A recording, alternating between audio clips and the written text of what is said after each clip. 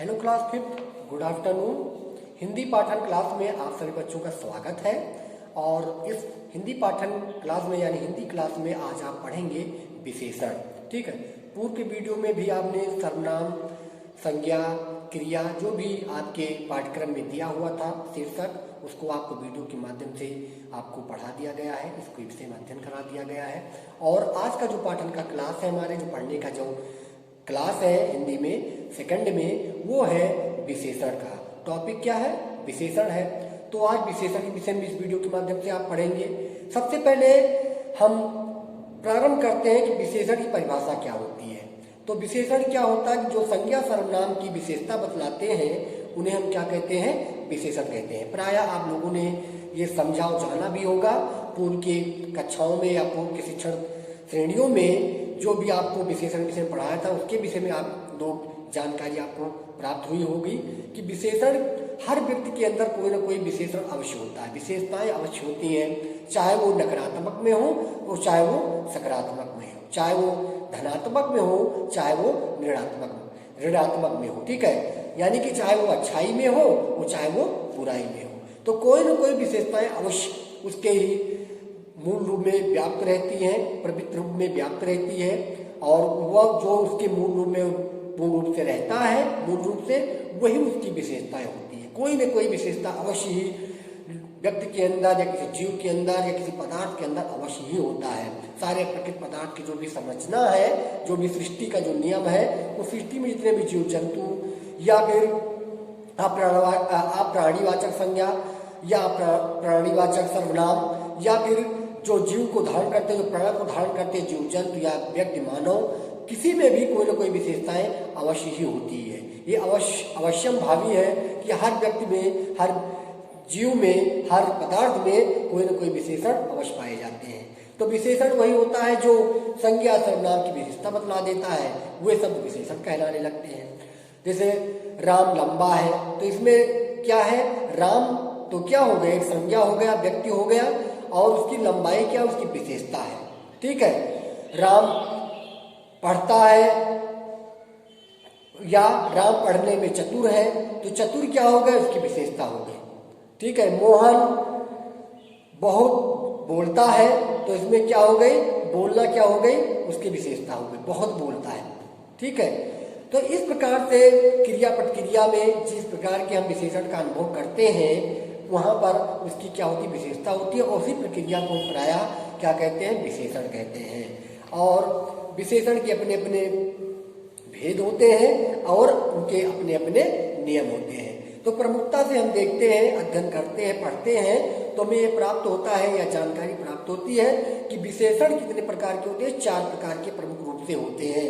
कौन कौन से होते हैं? एक होता है गुणवाचक विशेषण, और द्वितीय जो विशेषण होता है संख्यावाचक, तृतीय जो विशेषण होता है परिमाणवाचक, और जो चतुर्थ विशेषण हमारा होता है वो होता है सार्वभौमिक विशेषण यानी संकेतवाचक विशेषण। इसे सार्वनामिक भी विशेषण कहते हैं। तो किसी भी गुण दशा अवस्था, ठीक है, का जब बोध होता है या किसी गुण दशा अवस्था दोष इत्यादि का जब हम बोध होता है जिस शब्द से, जिस विशेषण के माध्यम से, वहां पर क्या होता है? गुणवाचक विशेषण होता है। ये गुणों से संबंधित होता है, जो जिसको हम छू नहीं सकते हैं, जिसको हम देख नहीं सकते हैं, अनुभव कर सकते हैं केवल। जहां पर अनुभव का आधार हो और गुणों को हम देखें, परखें, अनुभव करें, वहीं पर गुणवाचक विशेषण होता है। ठीक है,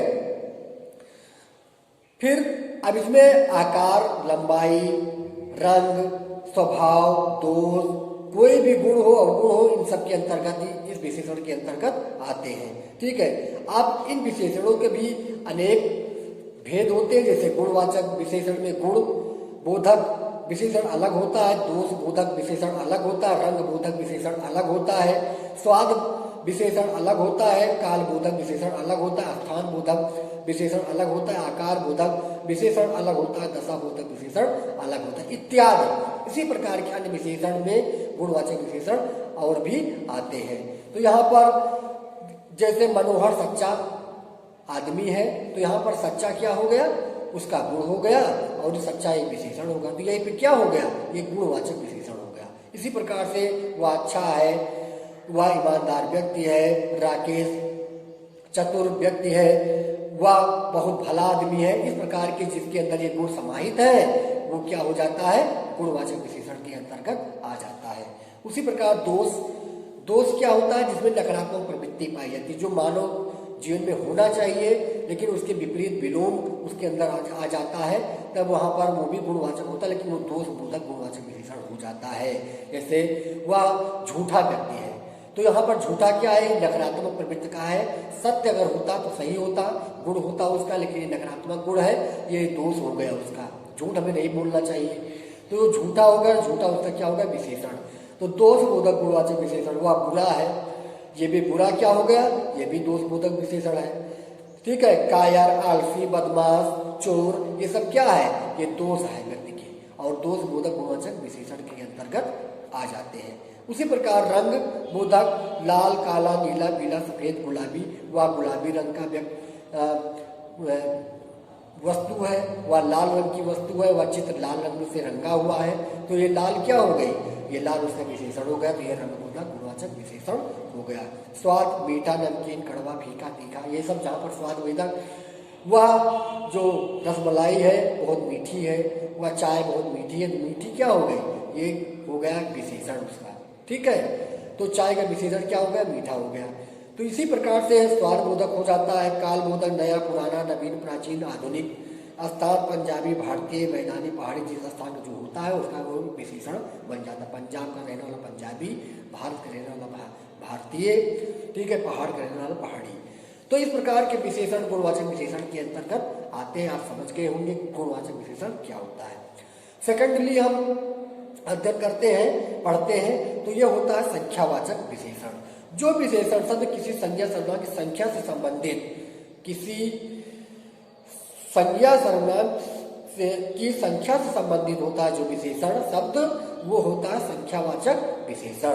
ठीक है, जैसे पेड़ पर 4 तोते हैं, पेड़ पर 4 तोते, आपकी बुक में भी दिया हुआ है, तो 4 क्या हो गया, तोते का विशेषण हो गया। तोते कितने हैं, 4 हैं, तो यहाँ पर संख्या का बोध हो रहा नहीं हो रहा है, 4 संख्या का बोध हो रहा है, अतएव यहाँ पर क्या है, संख्यावाचक विशेषण है। तो इसमें संख्यावाचक विशेषण कौन हो गया, 4 हो गया। कक्षा में कई बच्चे पढ़ रहे हैं, इसमें कई ये में निश्चय नहीं दिया हुआ, लेकिन संख्या का बोध हो रहा है, तो कई बच्चे, बहुत से बच्चे बैठे हुए संख्या में, तो यहाँ पर उनका संख्या नहीं दिया हुआ, अनिश्चय वाचक विशेषण है, ये अनिश्चय संख्यावाचक विशेषण है, और जो 4 है ये निश्चय संख्यावाचक विशेषण है। तो क्योंकि संख्यावाचक विशेषण के भी 2 भेद हो जाते हैं, एक निश्चित संख्यावाचक और एक अनिश्चित संख्यावाचक। तो जहाँ 4 दिया हुआ है तोते का, वहां पर निश्चित संख्यावाचक, क्योंकि निश्चय बता दिया गया 4 है, और जहां पर कक्षा में कई, तो कई अनिश्चय की बात हो रहा है, कितने कई हैं, कितने लोग हैं, ये निश्चित नहीं, इसलिए अनिश्चयवाचक संख्यावाचक विशेषण है। इसमें कई क्या है, अनिश्चय संख्यावाचक विशेषण है, यानी कि संख्यावाचक विशेषण के ये भी ज्ञान करा रहा है, ये संख्यावाचक विशेषण है। कई शब्द जो है ये संख्यावाचक विशेषण है, लेकिन कौन सा है, अनिश्चय संख्यावाचक विशेषण। तो दूसरा भी आप अवगत हो गए होंगे, जान गए होंगे कि संख्यावाचक विशेषण क्या होता है। ठीक है, और इसके 2 भेद होते हैं, निश्चयवाचक और अनिश्चयवाचक। फिर हम देख लेते हैं तीसरा क्या होता है, परिमाणवाचक। परिमाण मतलब होता है मात्राओं, नाप तौल का ज्ञान कराने वाला, मतलब जहां पर मात्रा या नाप तौल का ज्ञान होता है, बोध होता है, उस वहां पर हम क्या करते हैं, परिमाणवाचक विशेषण कहलाते हैं, उनको हम परिमाणवाचक विशेषण कहते हैं। ठीक है, तो यहाँ पर परिमाणवाचक विशेषण जिन विशेषण शब्दों से संज्ञा सर्वनाम शब्दों की मात्रा या माप की जानकारी प्राप्त होती है, संज्ञा सर्वनाम शब्दों की मात्रा या माप तौल की जानकारी प्राप्त हो, उन्हें हम परिमाणवाचक विशेषण कहते हैं। समझ गए ना, जहां पर माप तौल की बोध होता है, ज्ञान होता है संज्ञा सर्वनाम शब्दों का, वहां पर परिमाणवाचक विशेषण होता है। इसके भी 2 भेद होते हैं, एक अनिश्चय परिमाणवाचक और एक निश्चित परिमाणवाचक। तो जहां पर निश्चित चीज का माप कराया गया हो, बताया गया हो, बोधन कराया गया हो, ज्ञान कराया गया हो निश्चित मात्रा का या माप तौल का, वहां पर निश्चय परिमाणवाचक, और जहां निश्चित ना हो, माप तौल का निश्चय बोध न कराया गया हो, निश्चय बोधन ज्ञान न कराया गया हो, वहां पर अनिश्चयवाचक परिमाणवाचक विशेषण होता है। जैसे मुझे 5 किलो चावल चाहिए, यहाँ 5 किलो क्या है, विशेषण है, परिमाणवाचक विशेषण है ये 5 किलो, लेकिन ये कौन सा विशेषण, निश्चित वाचक विशेषण है, निश्चयवाचक परिमाणवाचक। क्योंकि यहाँ पर 5 किलो का निश्चित मात्रा का बोध हो रहा है, अतः यहाँ पर क्या है, निश्चय परिमाणवाचक विशेषण है।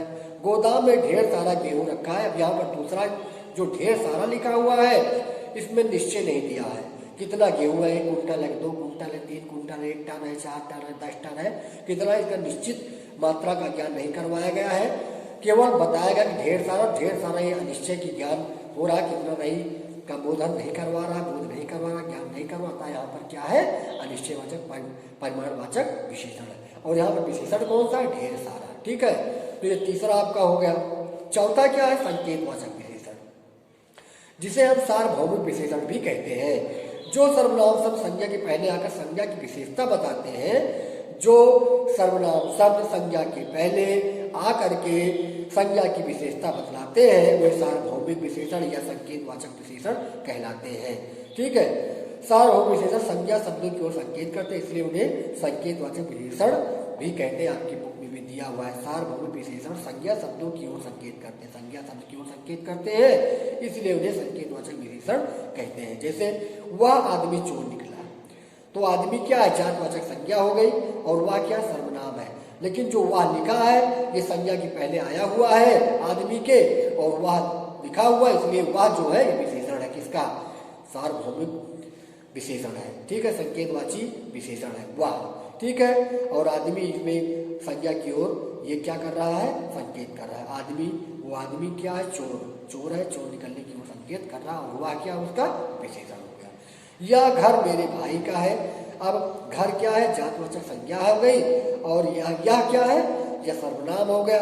लेकिन यह घर की ओर संकेत कर रहा है, भाई की ओर, संज्ञा की ओर, और यह उसका क्या होगा, विशेषण हो गया, और वो संकेत कर रहा है, जो घर की ओर और भाई की ओर संकेत कर रहा है, इसलिए यहाँ पर क्या आते हो, ये यहाँ पर है सार्वभौमिक विशेषण या संकेतवाचक विशेषण।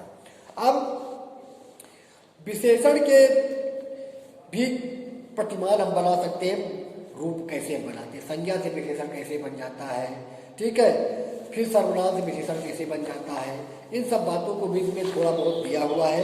जैसे मान लीजिए धन शब्द है, ये संज्ञा है, द्रव्यवाचक, लेकिन जब इसको हम विशेषण बनाएंगे तो ई प्रत्यय जब जोड़ देते हैं तो ये शब्द बन जाता है धनी। तो धनी बन गया तो ये विशेषण बन गया, और धन क्या पहले था, ये संज्ञा था। भूख है, ये अगर हम, ये शब्द क्या है, भाववाचक संज्ञा है, लेकिन जब इसमें हम अप्रत्यय जोड़ देते हैं बन जाता है भूखा, तो ये बन जाता है विशेषण। भाग्य है, भाग्य शब्द क्या है, भाववाचक संज्ञा है, और जब इसको वान जोड़ देते हैं, वान प्रत्यय, ये भाग्यवान बन जाता है, विशेषण हो जाता है। अर्थ दिया है, एक प्रत्यय जोड़ दिया, आर्थिक बन गए तो विशेषण बन गया। अर्थ क्या है, संज्ञा है, द्रव्यवाचक। आदर शब्द है, भाववाचक संज्ञा, लेकिन जब उसे हम आदरणीय कर देते, ये प्रत्यय जोड़ देते हैं, आदरणीय बन जाता है, तो हो जाता है विशेषण। ठीक है, वर्ष है, ये संज्ञा है। ठीक है, लेकिन जब उसे वार्षिक कर देते हैं तो ये हो जाता है विशेषण।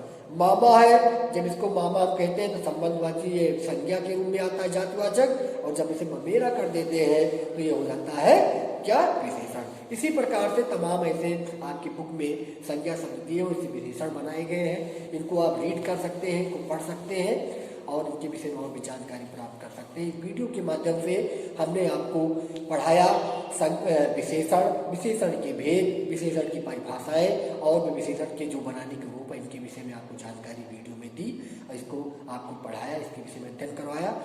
वीडियो को आप पूरा देखिए, और जो भी विशेषण के विषय में हमने टॉपिक पर जो बात की है, जो चर्चा पर चर्चा की है, जो आपको बताया है, उसको पूर्णतः अध्ययन करिए, वीडियो का अवलोकन करिए, देखिए, और जो आपके बुक में विशेषण के विषय में लिखा है, दिया हुआ है, इसको आप लर्न करिए, रीड करिए, अच्छी तरीके से कंठस्थ करिए, क्योंकि व्याकरण तभी हमारा मजबूत होता है जब सारे अंगों को हम व्याकरण की पढ़ते, चाहे वो क्रिया से हो, विशेषण से हो, संज्ञा हो, सर्वनाम हो, वचन हो, कारक हो, जब सबको हम अच्छी तरीके से अच्छे ढंग से पढ़ लेते हैं, तब हम अपने विषय के, चाहे वो हिंदी हो या इंग्लिश हो, उर्दू हो या संस्कृति हो, उसके विषय में हम पूरी जानकारी तभी हम प्राप्त कर सकते हैं, और लिखने पढ़ने में और बोलने में किसी प्रकार की कठिनाई का अनुभव नहीं होता। हम अच्छी तरीके से विषय में पकड़ बना लेते हैं, उस विषय की अच्छी जानकारी हमें प्राप्त हो जाती है। लेकिन उसकी आत्मा क्या है, व्याकरण है। आप इन सबको अगर आप जानेंगे, इनके विषय में अध्ययन रखेंगे, इनको याद रखेंगे, तब आप किसी विषय में, हिंदी विषय हो चाहे जो भी विषय हो, आप उसके विषय में अच्छी जानकारी प्राप्त कर सकते हैं, और आप उसके विषय में सारी बातों को समझ सकते हैं। ठीक है, तो ये आज का टॉपिक इतना ही केवल, और आगे का जो टॉपिक हो उसको भी वीडियो के माध्यम से आपको प्रोवाइड करवाएंगे, पढ़ाएंगे, भेजेंगे, प्रेषित करेंगे, उसको आप अध्ययन करेंगे। तब तक जो आपको ये पढ़ाया गया है इसको आप पढ़िए, और जो बुक में इसको रीड करिए, जो संख्या विशेषण जो भी बताया गया कितने होते हैं, क्या होते हैं, जो परिभाषा है, जो भी इनके प्रकार है, भेद है, इनकी पहचान, सबको आप इसके माध्यम से पढ़िए, वीडियो को देखिए और इसको लर्न कीजिए। Okay, thank you watching this video.